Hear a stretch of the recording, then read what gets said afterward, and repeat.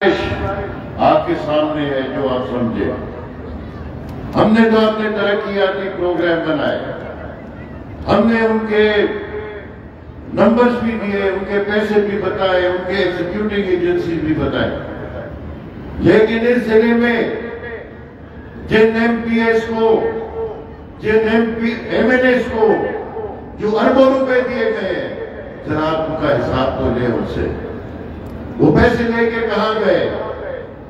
उन्होंने किन ठेकेदारों को पैसे दिए और कितनी अपनी जेबों को गर्म किया?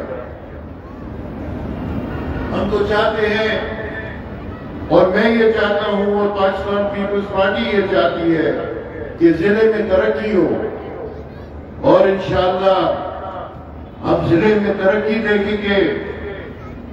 और अगर हम लोग इलेक्ट होके आते हैं तो मजीद प्रोग्राम लाएंगे।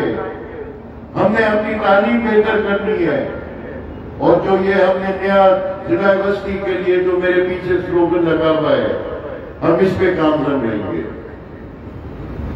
मैं आप लोगों का बेहद मजबूर हूं कि इस सर्दी के रात में आप लोग इधर आए, हम लोगों की हौसला अफजाई हुई है और मुझे उम्मीद है कि आप लोग हमें एक चांस देंगे आपकी खिदमत करने का। शुक्रिया। पाकिस्तान जिंदाबाद, पाकिस्तान पीपल्स पार्टी जिंदाबाद।